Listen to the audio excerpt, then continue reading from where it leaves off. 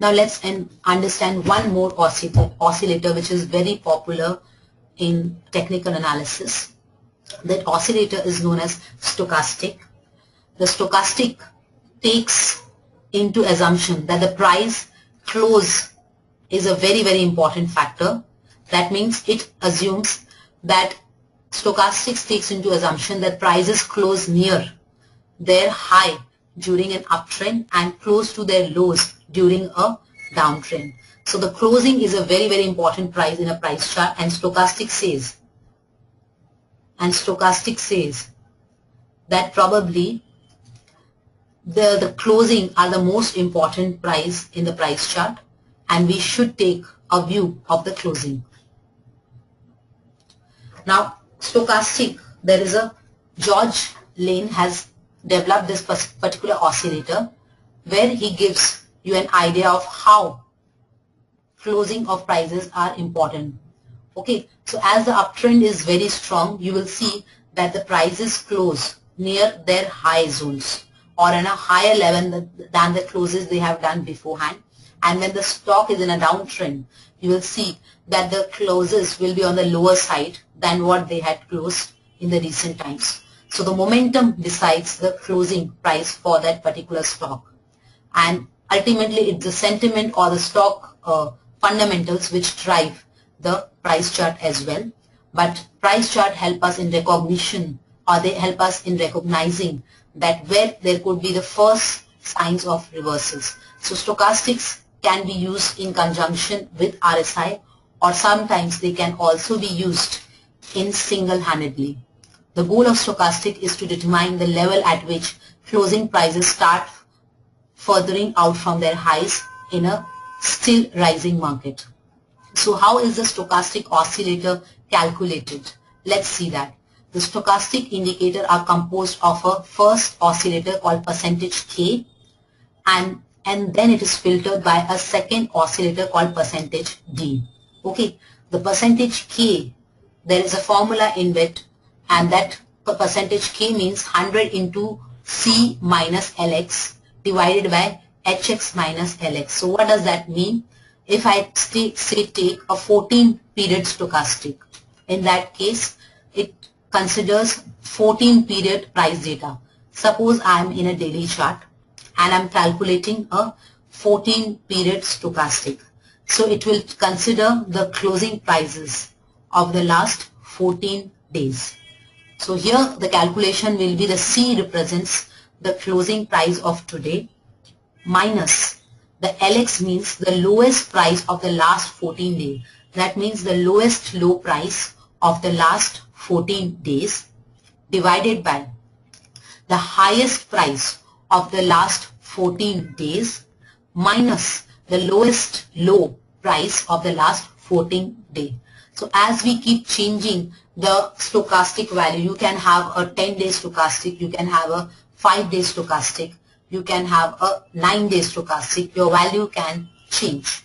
But whatever is the value, according to that, the percentage K formula is calculated. This is done by a software itself, so you don't have to calculate, you just have to plot. Now the D is the 3-day moving average of the percentage K line. So there is another line which is calculated which gets its value from the percentage K. This is called percentage D. The percentage D is the 3-day moving average of the percentage K line. Okay. Now how to interpret the stochastics?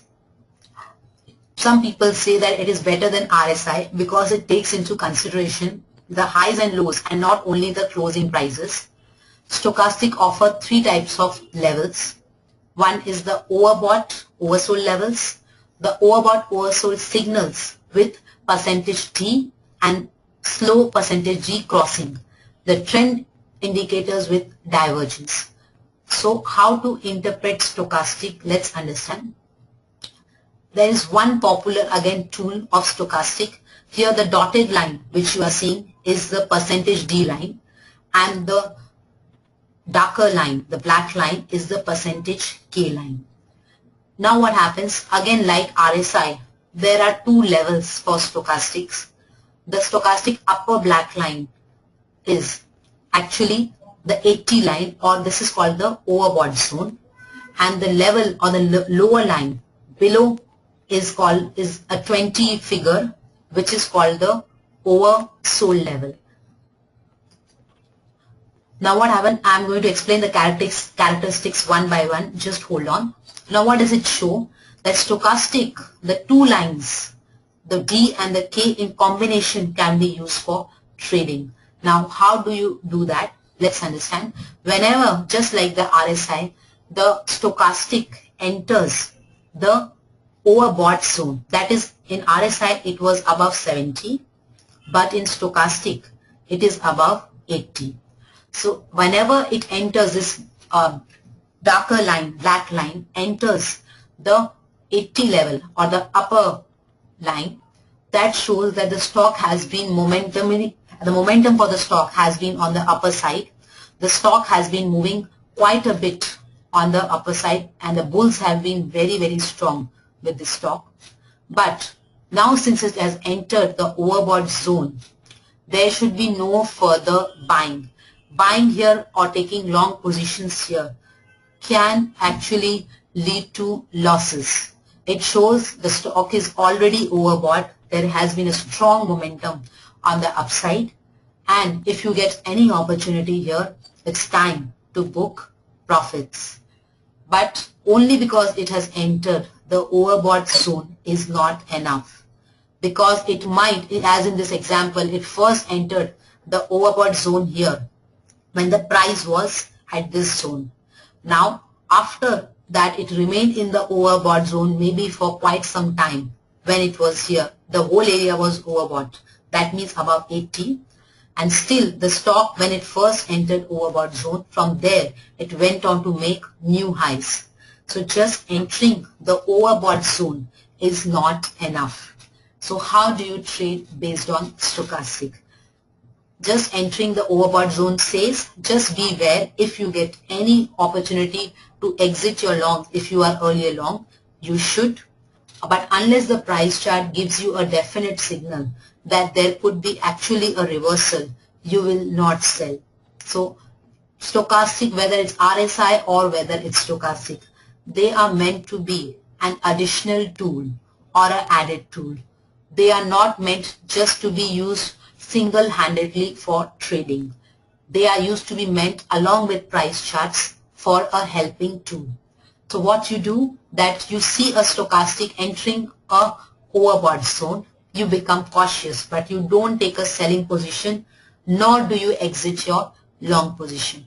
But suppose the stochastic is there, because the stochastic might remain in the overbought zone for a long time, and the stock still might be making new high, as in the example I have given you.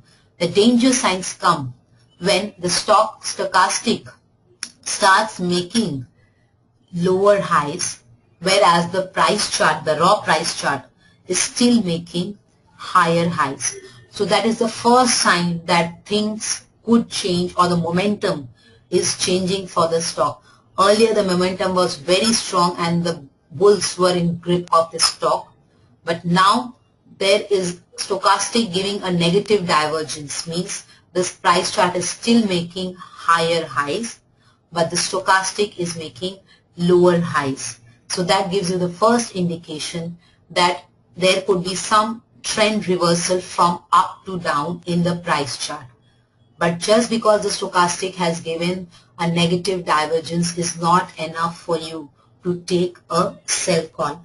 For a sell call to be taken, the price chart at the upper zones after making higher highs should give a reversal signal. It could be a trend line, a short-term trend line which was drawn that has been broken. It could be a candlestick reversal pattern which has happened. It could be that the economic news in the market or the whole market has started falling and the index has also started falling. It could be that the stock has not given a good result. The factor could be anything. But the important thing is that unless we get a definite confirmation from the price chart, we shouldn't take a call here. So do not take a sell call or do not exit your long position unless we get a particular sell signal from the price chart itself. So our primary importance should be given to the price chart, and the secondary importance will be stochastic. Stochastic only tells us that there could be some dangers coming in, so beware, be on an alert. Another way in which stochastics are used quite a bit are for the signals or the buy or the sell signals between the two lines, that is the percentage K and the percentage D. So whenever the percentage K is in the overbought zone, and at that time obviously the percentage D gets its value from the percentage K, but because it's a moving average of the percentage K, it's a bit of a slower line.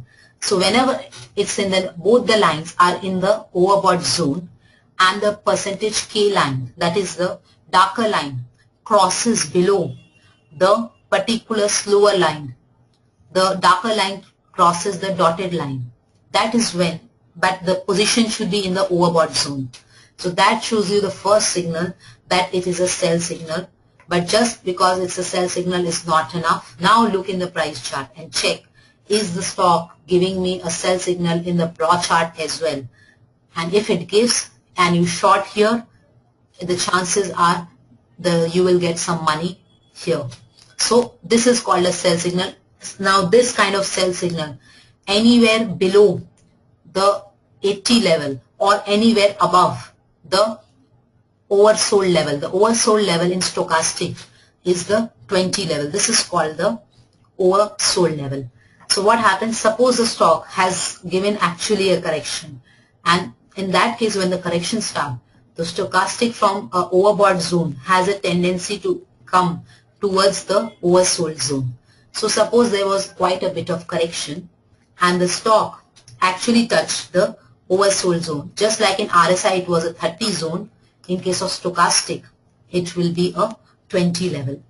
So in the 20 level what happens, the stock has entered below 20 and percentage D is also there with percentage K in the stochastic. So here when after touching the oversold level, if the percentage K, that is the normal darker line, crosses above the dotted line, that is the percentage D, that is the first signal that probably the stock has fallen quite a bit and there could be a bounce back from these zones. So look for any kind of positive signal in the stock. But just because it has given a buy signal is not enough for you to buy. Along with a buy signal, if you get an indication in your price chart of a bounce back, that will be more powerful and it will give you better results. So now this is what the crossover means, that K will often cross over D before D changes direction. That is normal, and this is called the most popular way of trading stochastics. Again, divergence is also used. Sometimes the indicator is stronger when the K crosses D after the D has changed direction. So some people use a filtering as well. What kind of filtering? That they already, the K has in the overbought zone started moving below the D. Still they are not satisfied with that, and what they want more indications. So how do they get more indications? They get this indication that already K has started crossing below percentage D. At the same time, both K and D have started falling below the 80 level. So that is the overbought level in stochastic.